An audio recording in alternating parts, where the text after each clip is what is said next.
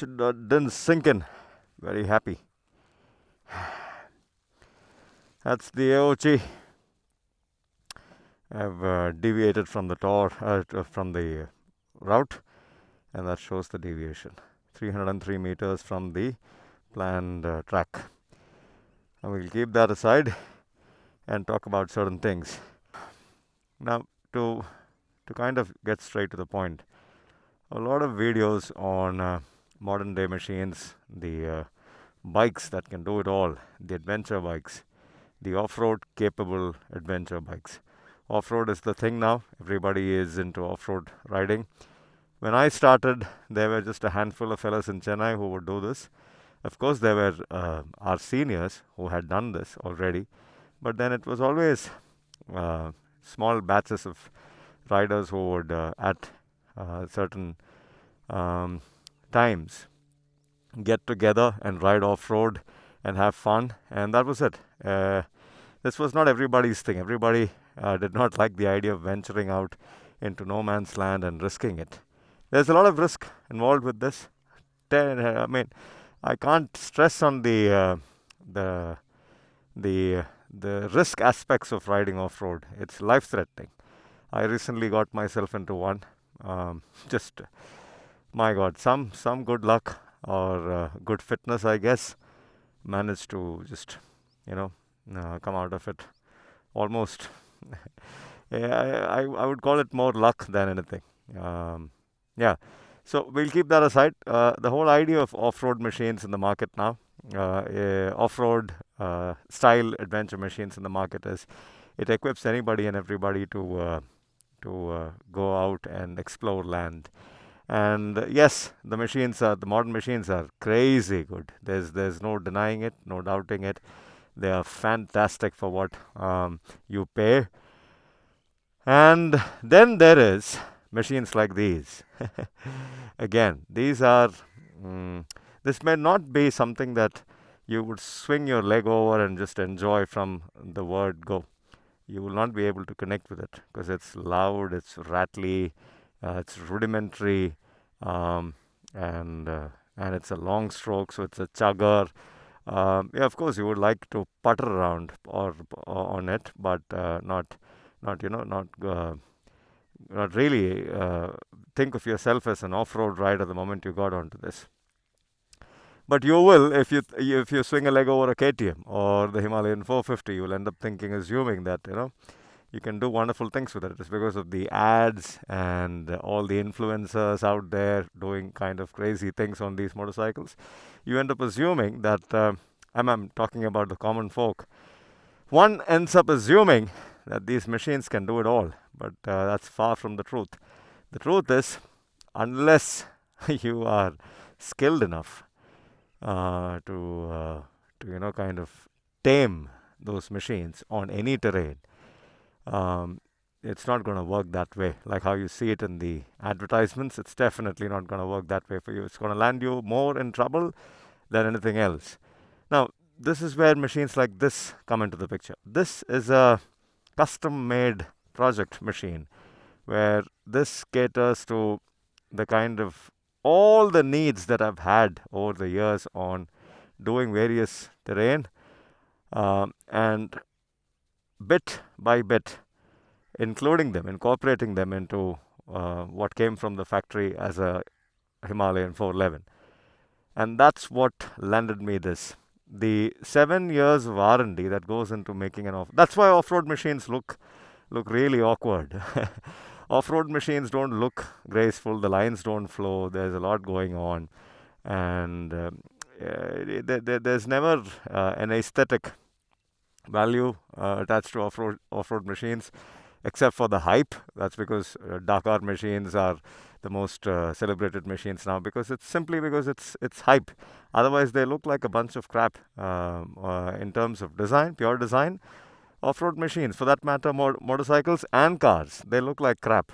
They're supposed to look like crap because there are a bunch of parts that work together to conquer terrain like this. For that matter, any kind of terrain, not just this.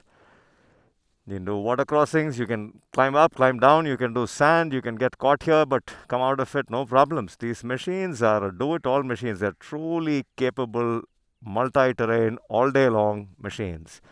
And that's what you get when you start customizing something, when you start making it to suit your needs, making it to suit all your needs. You end up getting a machine that is not so much of a looker, but you know, can do it, can handle it all day long, especially all day long. So off-road machines are not supposed to be straight from the factory catering to all. Off-road machines have hundreds of levels of technicality in them that one needs to understand and tweak to suit their abilities to feel comfortable and to get back home in one shape.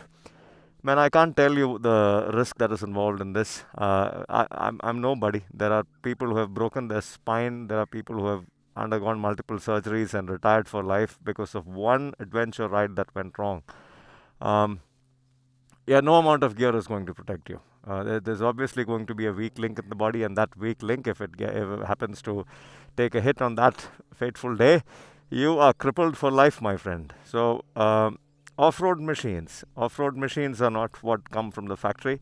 Off-road machines are what you make of them, depending on your skill, depending on your requirements, your braking skills, your acceleration skills, your puttering skills, your throttling habits, your personality in general. Your personality in general plays a huge role. You can't assume that what works for me or what works for Chris Birch is going to work for you. You know, if you're a risk taker, there's a certain kind of setup that you need on your machine. If you are very careful and cautious, there's a minimum of certain aspects of performance that needs to be taken care of before you start taking things off road. So what I'm trying to say here is what I'm trying to get to is get yourself whatever damn machine that is out there in the market, but it make an off-road machine out of it. You can begin with the tires. There's 7 years or 8 years of R&D that's gone into this to make it what it is. I can't really go about sharing all of that in one video, but just to touch upon things, work on the ergonomics, get the handlebar right. For that matter, the more I ride off-road, the lower the handlebar came down to the triple clamp. This is spirited off-road riding. This is not comfortable puttering around. This is beating the hell out of this machine. And for that, the handlebar had to come down to the triple clamp. In fact, lower than the factory position. I've drilled the triple clamp, and this has gone in by 1/4 of an inch. And the handlebar is a thick, wide handlebar. It's not the average handlebar. This handlebar can take all the falls, and I don't need an engine guard. That's the advantage. And the handlebar is coupled to a certain weight. You can't really have this handlebar mated to the 210 kg Himalayan and expect the handlebar to take the beating. This bloody thing weighs 167 dry, 175 tops with all the fuel. I've never had this running more than 175 kgs. So 175 kgs, the handlebar is good to go. It can take the weight, but I'm not sure if this can take a 210 kg machine, dropping on its side and handlebar staying put. So work on the ergonomics, work on the lever position, work on the tires. Get yourself off-road tires. Off-road tires are a must. That's the funny thing. These machines that come from the showroom, which are mated to road tires, and people taking these machines off-road, my God, you're just asking for trouble, man. That day when your tire gives up on you and you have a crash, that day is when you will really feel sorry about not doing the right job of making it an off-road machine first. So get the tires and the rims. The rims, no factory rim can ever match off-road specific rims. So again, you don't want a bent rim in the middle of nowhere, especially with all the tubeless business going on. Everybody just assumes you throw in a bunch of tubeless rims and start taking on all kinds of terrain. You are completely wrong. Truth is, you need off-road specific rims to do off-road specific activity. Or you'll have to be very cautious with your rims. You can't go about thrashing it and not worry a damn about it. So these are off-road specific rims. You need to work on the ergonomics, you need to work on the tires, you need to work on the rims, you need to make your motorcycle lighter. Definitely, lighter is the way to go if you're an off-road fellow. You can buy the adventure machine of your dreams, but the lighter, the better. That does not mean make it flyweight category and kind of ruin the whole purpose of getting a more stable machine on the road. So the adventure riding that we do is 50% road and 50% off-road, because you have to be on the road to get somewhere off-road. And for that, you need a stable machine. You can't really rely on a super lightweight machine. And a lightweight machine gets to your nerves after a point of time on the road. And then what else? Then there's a lot. Then there's the seat. Seat again contributes to ergonomics. Then the suspension. If you have a 411, kindly keep away from off-road business and don't end up assuming that the stock shocks with the stock fork oil and the stock rear shock is going to help you. You need to get yourself shocks and forks that are dependable units throughout the length of the day. I mean, there's a lot to what I just said. The stock Himalayan can do it all, but for a brief while. The older gens were too spongy and cushiony. The newer gens are a lot more spirited, but that being said, the shocks give up on you after a point of time. Whereas if you get the right deal, then these things go on forever, the whole length of the day without complaining. The motorcycle doesn't sag and bottoms out. That's not going to happen. What else? Yeah, make the transmission. Again, gearing. Gearing is a huge aspect of motorcycle riding.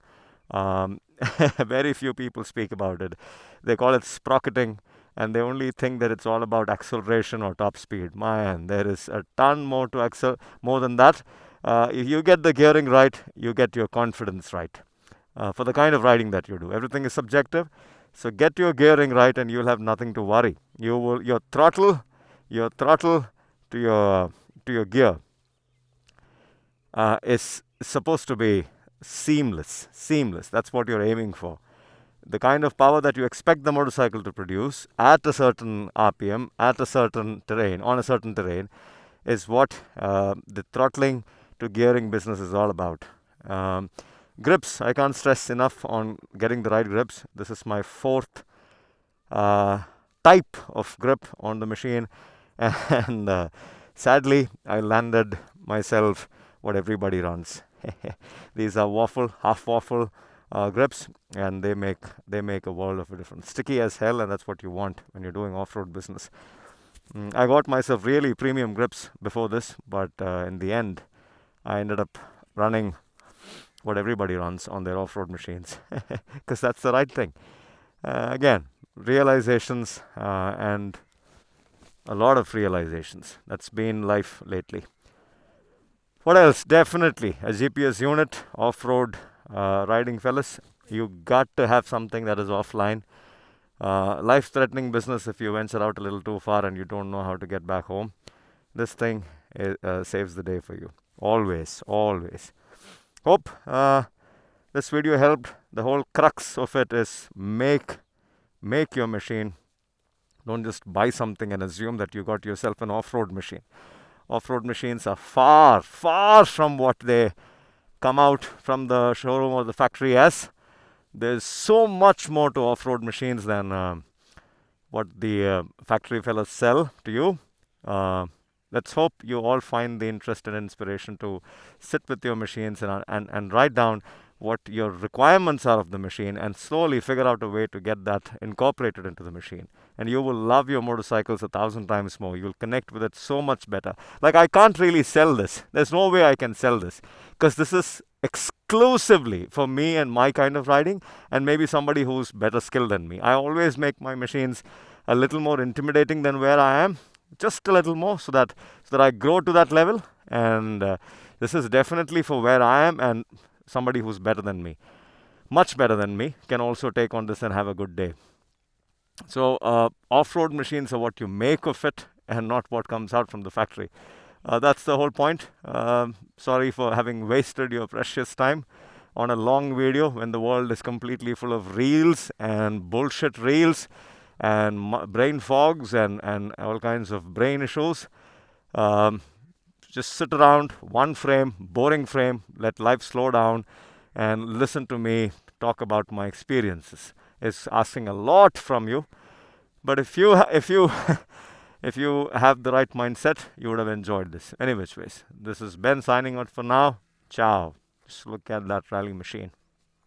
Yeah, by the way, took off the top fender, throw in the lower fender just for the sake of looks, nothing else. Gonna see how this works. I've of course raised the lower fender because it's these knobbies, they catch on to all kinds of things, and the lower fender is a hindrance. So maybe a half an inch of rise will help me with clearing things if at all the knobbies hook onto something.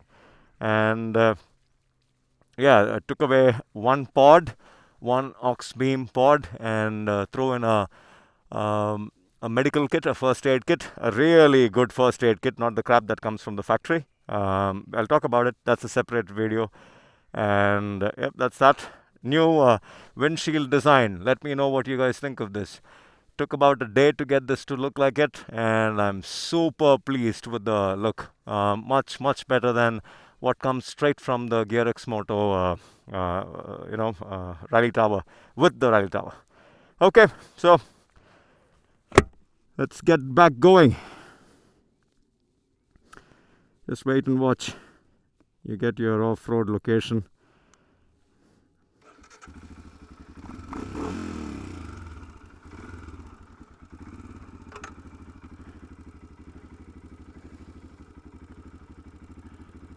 There you go.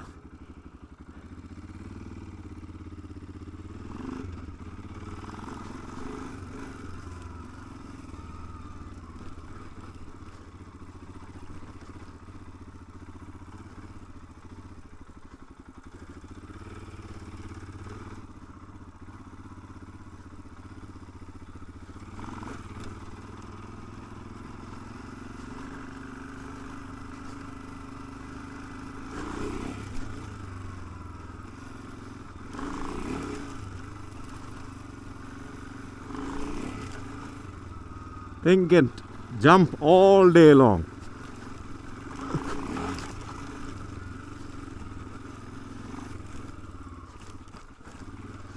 And putter all day long.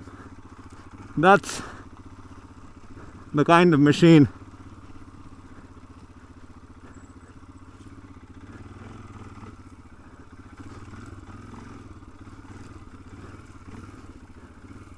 and just climb all day long like that, no problems. Ciao fellas.